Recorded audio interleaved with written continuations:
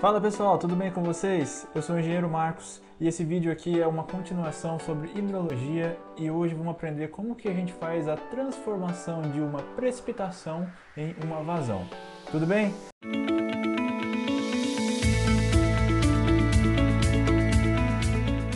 Bom, então essa vai ser a temática da aula de hoje. Bom, mas por que a gente vai transformar uma precipitação em vazão?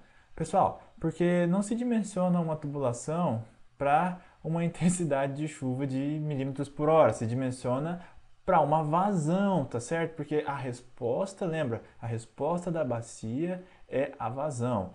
O que estimula ela é a precipitação, certo? Porque as estruturas hidráulicas, pessoal, elas recebem justamente esse impacto. É por isso que nós vamos transformar. Esse impacto, como eu comentei, é a vazão. E veja, a forma como a gente considera essa precipitação virando vazão, a gente dá o nome de chuva-vazão, tá certo? Método chuva-vazão. Existem diversos aí que podem ser aplicados para a sua bacia, tá certo? O de hoje, em específico, é o método racional. O mais utilizado, diga-se de passagem. Bom, então, a gente tem diversas formas para fazer essa transformação, mas você já imaginou como isso é complexo? Mas como assim complexo, Marcos? Porque a água, pessoal, o ciclo hidrológico, ele é extenso. Aqui nós não estamos nem considerando no Brasil a questão de neve, mas ainda tem a questão da neve. Por quê? Porque a água ela pode infiltrar, ela pode percolar, pode evaporar, pode escoar, ela pode ser armazenada em algum lugar, enfim. Pessoal, isso é um processo extenso, é conhecido como ciclo da água, e aí a gente precisa de algumas simplificações, como por exemplo, métodos para fazer a estimativa do que infiltra, ok? Então, é aí que a gente entra, né? Pegando um problema complexo e simplificando. Beleza? Então a gente transforma a precipitação em vazão, porque é essa a resposta que a gente precisa para dimensionar as estruturas hidráulicas. Então vamos para o próximo slide aqui. E aí, qual é a forma mais fácil de transformar chuva em vazão? Pessoal, sem dúvidas, a forma mais fácil e mais lógica é o método racional. Racional por quê? Porque existe uma razão entre a vazão e a intensidade de chuva. E existe uma razão entre a vazão e a área de drenagem. Enfim, existem diversas razões que o método leva em conta. Ok? Então vamos ver um pouquinho sobre o método racional. Bom, ele é aplicado para bacias pequenas. Pessoal, isso aqui é um ponto crucial. Diversos autores têm alguma variação aí sobre o que pode ser aplicado no método racional e o que não pode. Eu vou adotar aqui 2,5 km², mas não se estranhe se você pegar lá o manual de drenagem da tua cidade ou do teu estado e lá tiver 2 km². Enfim, o método racional é para bacias pequenas, mas é mais uma decisão do projetista se ele vai usar ou não. Ok? Mas é mais ou menos por aí, de 2 a 3 km² dá para aplicar aí tranquilamente o método racional. Beleza? Bom, o método considera uma precipitação constante ao longo de uma duração t. Esse é um problema, digamos assim, é uma simplificação, mas é um problema que se você aplicar uma chuva curta em toda a bacia, pode dar uma vazão muito grande. Como assim uma chuva curta, Marcos? Lembra lá da aula passada, que eu vou deixar aqui em cima, que a gente viu um pouco sobre as IDFs? Então, quando você utiliza tempos de duração pequenos, geralmente a intensidade da IDF ela vai lá para cima. E aí essa chuva muito forte atuando em toda a bacia pode produzir uma vazão muito grande. Então não é tão legal para bacias mais ou menos grandes aí você utilizar uma chuva de duração pequena, porque pode produzir um efeito que não vai acontecer na prática. Então, foge aí dos 3 minutos, dos 4 minutos, é melhor você trabalhar aí acima de 8 minutos por tempo de concentração, no mínimo. 8 minutos ainda é bastante, tá? Então, essa precipitação constante talvez seja uma limitação do método, mas simplifica bastante os cálculos. E o que mais que a gente tem? Como a bacia é pequena, o tempo crítico é o tempo de concentração. A gente vai ver isso no gráfico daqui a pouco. Ok? Então, como é esse tal desse hidrograma do método racional? Bom, vamos imaginar o seguinte, pessoal. Nesse eixo horizontal nós temos o tempo e nesse eixo vertical nós temos a precipitação. É o mesmo gráfico que a gente viu na aula passada, tá? E aí agora a diferença é que atua apenas um único bloco de chuva de intensidade constante, como diz o método. E esse bloco, pessoal, vai produzir um certo impacto na minha bacia. E veja, agora, esse bloco, pessoal, não tem uma duração T qualquer. Esse bloco tem justamente a duração do tempo de concentração da bacia. Já adiantando aqui, pessoal, tempo de concentração da bacia, assim como eu já falei no vídeo da calha, por exemplo, é o tempo que aquela água, ou melhor, aquela gota de água que está na posição mais longe do exutório, demora para chegar. Esse tempo é o tempo de concentração da bacia. E veja, agora, se a gente analisar o impacto dessa precipitação na nossa bacia, nós vamos ter um hidrograma triangular, que é o hidrograma do método racional. E veja, como seria esse hidrograma? Primeiro, vamos imaginar o seguinte, supomos aqui que a gente trace essa linha vertical. O que acontece, pessoal? Vamos sempre pensar naquele cara que está mais longe, tá certo? Tem aquele cara que está mais longe. Veja, o nosso ponto de exutório geralmente é o ponto mais baixo da bacia. Então, o momento em que toda a bacia estiver contribuindo para esse exutório, vai ser justamente o tempo de concentração. Por quê? Porque aquela primeira gota que caiu no lugar mais longe já chegou no exutório, tá certo? E aí, nesse ponto, nós temos justamente o pico. Porque não faz sentido eu continuar a chuva, porque se eu continuar a chuva, vai continuar dando a mesma vazão. Não tem como ter mais acréscimo de vazão, porque toda a bacia já está contribuindo. Então, como eu sei que tempos de duração menores produzem intensidades de precipitação maiores, eu paro a minha chuva aqui. E se eu paro a minha chuva aqui com um tempo de duração pequeno, a minha intensidade de precipitação é grande. Por isso que o evento crítico para bacias pequenas é quando a duração da chuva é igual ao tempo de concentração, porque daí eu garanto que toda a bacia contribui e que essa intensidade é ainda maior. Bom, então a partir desse momento, pessoal, não tem mais chuva e aí basta com que toda a água que estava acumulada na bacia retorne para o exutório. E aí esse hidrograma vai ter essa descendente aí até chegar em zero, de tal modo que esse tempo aqui é o tempo de concentração e por sua vez esse aqui também é. Ok? Bom, então continuando aqui na nossa análise dos hidrogramas, agora, pessoal, a gente vai ver que nesse ponto daqui, como eu mencionei anteriormente, é o ponto crítico e nesse ponto vai ocorrer a vazão máxima. E aí a gente tem que usar a lógica aqui para tentar entender. Veja só, como a gente está falando do método racional, faz todo sentido pensar que essa vazão máxima depende da intensidade. Isso é lógico, né? Quanto mais chover, quanto mais forte chover, mais vazão máxima a gente vai ter. Isso é lógico. E quanto maior for a área da bacia, mais água de vários lotes, de várias casas vão estar chegando no meu ponto de exutório. Então, essa vazão máxima ela é proporcional à área de drenagem da bacia. Também faz todo sentido. E também temos que essa vazão máxima ela é proporcional ao escoamento superficial. E o que é o escoamento superficial? O escoamento superficial é o que de fato está passando pelo meu conduto. E veja, esse escoamento superficial ele está considerando que nem tudo que chove chega no meu ponto de exutório. Justamente isso que não chega no meu ponto de exutório é as perdas, é a abstração inicial, é a infiltração. Então veja, quanto mais vazão máxima, mais escoamento superficial. É claro que quanto mais escoamento superficial, mais impermeabilização e blá blá blá, mas faz todo sentido que essa vazão máxima dependa, portanto, da intensidade, da área e do escoamento superficial. Mas tá bom, Marcos, você falou que depende de um monte de coisa e como é que eu resolvo uma conta com isso daí? Porque só tem alfa, alfa, alfa. Bom, então para a gente sumir com essas proporcionalidades, logo logo nós vamos precisar utilizar uma igualdade.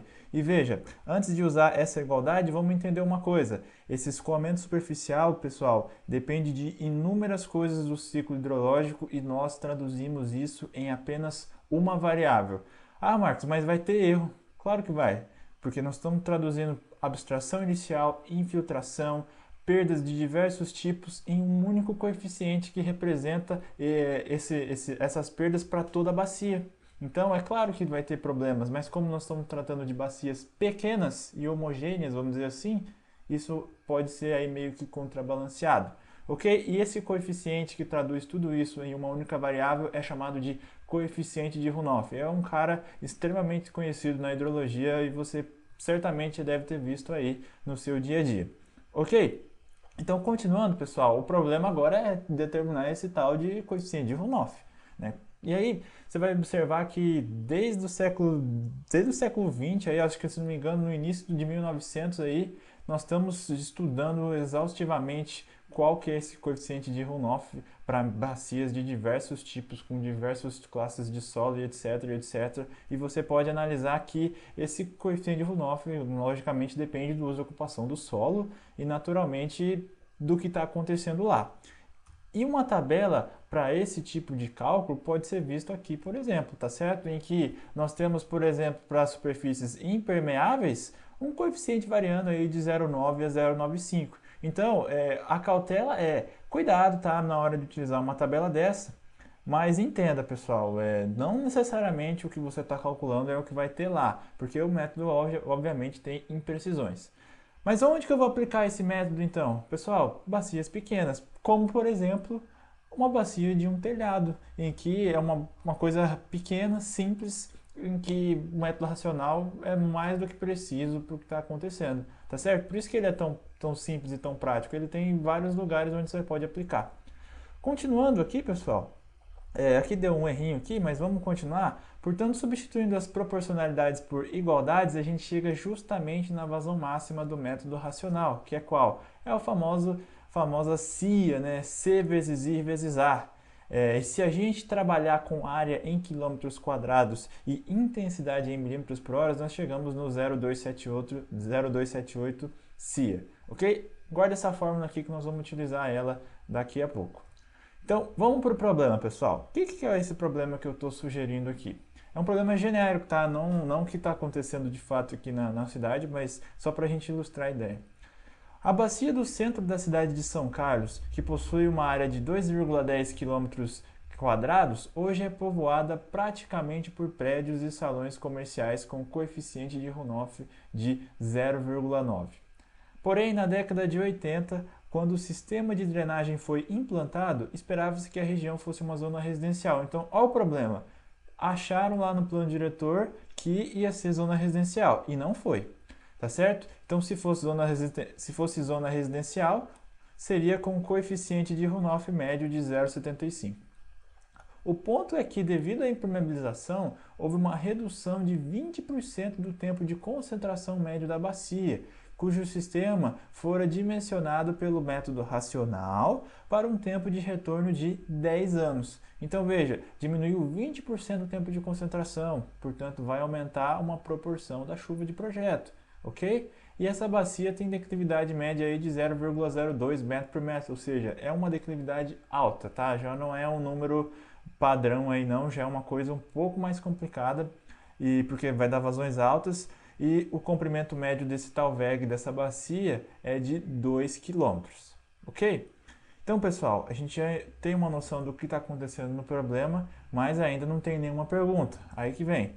Você foi contratado pela empresa MN Engenharia Fictícia para fazer uma avaliação. E nesse relatório você deve apresentar o aumento percentual da vazão de projeto. E aí, sabe calcular esse aumento percentual? Então, fica comigo aqui que a gente vai ver como que faz esse cálculo. Veja só, continuando, pessoal. Aqui imaginemos que nós tenhamos nossa bacia impermeabilizada. E, por ela, nós temos passando aqui um tal VEG principal, né? Aqui é a cidade, e aqui uma vazãozinha que está saindo. Ficou bem ruim esse esquema aqui, mas serve para ilustrar. E aqui, portanto, nossa bacia aqui era para ser o jeito, mas não foi. Porque era prevista para ser uma zona residencial e foi uma zona comercial, né? Então aqui seria a zona residencial, saindo aqui uma outra vazão, Q-line talvez, que provavelmente é uma vazão menor do que essa daqui. Então, o que eu faço para calcular isso? Vamos ver. A área não muda, né? Vai ser 2,10 km², o C é 0,9 e o tempo de concentração diminuiu 20%, né? Então 0,8. A cidade de São Carlos é a IDF que a gente utilizou na aula anterior. E aqui a bacia que era para ser do que foi planejado, né, com coeficiente de runoff de 0,75 e tempo de concentração, que é o nosso parâmetro-chave aqui. Então vamos começar os cálculos, pessoal. Primeiro, preciso saber quem que é esse tempo de concentração, porque até agora eu estou falando dele, mas eu não tenho um cálculo dele, não é verdade? Então, qual que é o tempo de concentração dessa bacia rural, né? Dessa bacia residencial aí que nós estamos considerando que é rural? Bom, primeiro, existem aí diversas metodologias para estimar esse tempo de concentração. E uma delas é a equação de Kirchhoff. Essa equação de Kirchhoff, ela é para bacias de até 0,5 km². Aí eu te pergunto, faz sentido eu aplicar Kirchhoff aqui? Não faz sentido, porque a nossa bacia é de 2,10. Uma outra proposta é a proposta de Venteschow. Esse cara aqui é o cara da hidrologia e da hidráulica, tá? E é para bacias de até 2.500 hectares, 2,5 km². Então, ó, beleza, podemos aplicar ela. E o que diz a equação de Venteschow? É 52,64 vezes L² sobre I elevado a 385. Certo, pessoal? Então, fazendo essa continha daqui, se a gente trabalhar, é claro, com o comprimento em quilômetros e a declividade em metro por metro, nós vamos chegar que esse tempo de concentração é 12 minutos. E aqui eu vou fazer uma pausa para a gente ir para uma planilha que faz esse cálculo aqui também, tá? Então eu vou fazer o seguinte, eu vou dar um ESC aqui, vou abrir a planilha. Aqui, pessoal, é uma planilha que eu tenho de cálculos hidráulicos e hidrológicos, tá? Tem várias coisas aqui, não fiquem preocupados, mas eu vou para essa planilha daqui, que é o comparativo entre tempos de concentração por vários métodos. E se você entrar com todos esses dados aqui, ela vai te retornar o tempo de concentração por uns 8, 9 métodos aí, inclusive alguns são rurais, né? E outros são urbanos. Para o nosso caso, a gente quer só a equação de Venteschow, né? A equação de Venteschow, você vai observar aqui comigo, que ela só depende do comprimento do Thalberg e da declividade. Então é só isso que eu vou preencher aqui, né? 2 km e 2%. Bom, com isso eu posso tirar aqui do gráfico, né, que está dando aproximadamente 12 minutos, ou eu posso vir aqui e verificar os cálculos aqui, que vai dar, pela equação de Kirchhoff não, né, pela equação de Venteschow, vai dar 12 minutos aproximadamente. Então foi só para ilustrar essa planilhinha daqui, ok? Então voltando aqui para nossa aula, o que a gente tem? A gente já sabe calcular aí os tempos de concentração, calculamos aí deu 12 minutos, e se a bacia fosse urbana, daria 8 minutos, beleza? Então, com esses tempos de concentração, nós precisamos determinar agora as chuvas, ok? E para determinar as chuvas, nós vamos fazer para pré-urbanização, simples, né? Taca lá na IDF de São Carlos, como eu mostrei no vídeo anterior, também tem a planilhinha para usar. E você pode tacar agora para pós-urbanização, e você observa que teve um aumentinho aí dessa intensidade, ok? Então, com essa nova intensidade de precipitação, nós temos tudo, porque nós temos o coeficiente de runoff, nós temos a intensidade de precipitação e nós temos a área de drenagem. Como saída, obtemos então a vazão. E veja só, se a gente quiser a vazão para a pré-urbanização, é só jogar no CIA. Ok? Jogando no CIA, cuidado com os coeficientes, ok? 0,7 e 116, chegamos em 50,79 metros cúbicos por segundo. Já é uma vazãozinha grande, tá? Já é uma vazãozinha grande pelo motivo de nós temos uma declividade aí grande e como a intensidade e como o tempo de concentração é pequeno, lembra lá que a intensidade dava grande conforme diminuía o tempo? Então, justamente esse critério que está acontecendo aqui. Tempos de duração baixo, declividades grandes vão produzir aí vazões grandes na nossa bacia com certeza absoluta. Então, vazões para pós-urbanização, faça o mesmo cálculo e observa aí, ó, que teve um aumento, se você fizer o aumento percentual relativo em relação à vazão de pré-urbanização, você vai observar que teve um aumento de 39%, certo, pessoal? Então, é isso que foi solicitado para a gente. E agora, eu vou voltar rapidinho aqui, só para finalizar, eu vou voltar rapidinho aqui na planilha e vou mostrar que se a gente quisesse dimensionar um canal, né, essa parte aqui é para cálculo de vazão em condutos livres, tá? Esse comprimento aqui não importa, mas se a gente fosse dimensionar um canal, vamos lá, supomos que eu quero começar com um canal de 3 por 1, né, 3 de base e 1 de altura. Não chegamos nem perto dos 70. Então vamos fazer o seguinte, vamos aumentar a base dele, vamos aumentar a altura. Olha só, chegamos mais ou menos perto aqui, né? 62 metros cúbicos por segundo. Uma dica, tá? Essa relação, essa razão de aspecto aqui, né, em que a altura é metade da base, é a que produz a maior vazão por perímetro, tá? É só uma dica. Mas não passa ainda, teria que aumentar mais um pouquinho isso aqui. Então se eu colocasse, por exemplo, 4,5, opa, 73 metros cúbicos por segundo. Então, um canal de 4,5 por 2 resolveria o problema dessa vazão daí. Mas e se ele fosse circular? Vamos lá, se ele fosse circular e eu quisesse trabalhar com um diâmetro de 2 metros, com um concreto novo, não, vamos colocar um concreto um pouco já usado, 0018. Então, uma galeria dessa produziria uma vazão de 16 metros cúbicos por segundo, né? Então, se eu quisesse 72 dividir por 16, ia precisar de 4,5. Então, olha só, precisaria de 5 galerias de 2 metros para satisfazer essa vazão.